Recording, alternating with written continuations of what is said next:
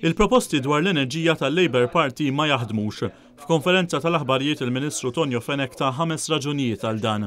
L-ewwel, il-preżentazzjoni li jagħmlu l-konsulenti Olandiżi DNV Kema stess lil Labour tikkonferma li l-pipeline tal-gass kif qed jipproponi l-Partit Nazzjonalista jiġi orħos minn dak li qed jipproponi l-Labour. Tonio Fenech enfasizza li ma kienitx il-kumpanija Olandiża li għamlet il-costings iżda Muscat, Konrad Mizzi u nies oħra fil-Labour Party.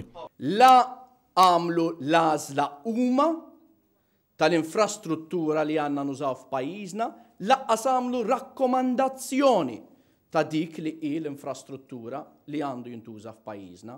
It-taffiġa li qed jgħidu li se jraħsu l-kontijiet b'25% għamluha in-nies tal-Partit Laburista. It-tieni raġuni għalfejn il-proposta tal-Labour ma taħdimx hi li biex jitwettaq il-proġett tal-Labour ikun jeħtieġ spiża kapitali ta' 200 miljun euro aktar milli Labour qed jgħid li jiswa, jiġifieri total ta' 600 miljun euro.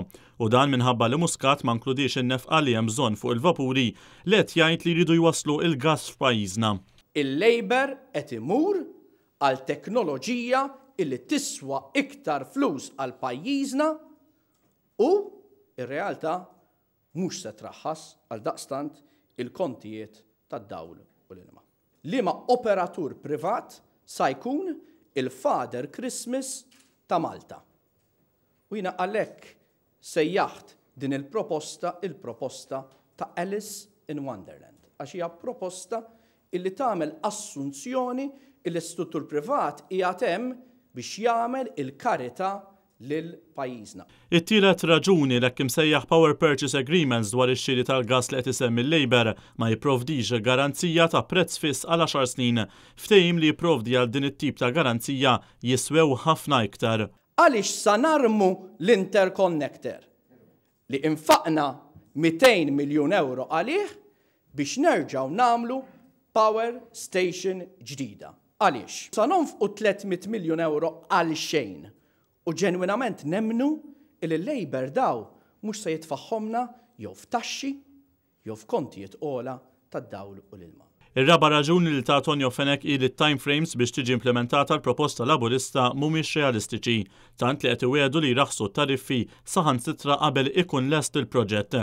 Mill-anqas sostna Tonio Fenech biex jitlesta l-proġett hemm bżonn 5 snin, mhux sentejn kif qed jgħid il-Labour.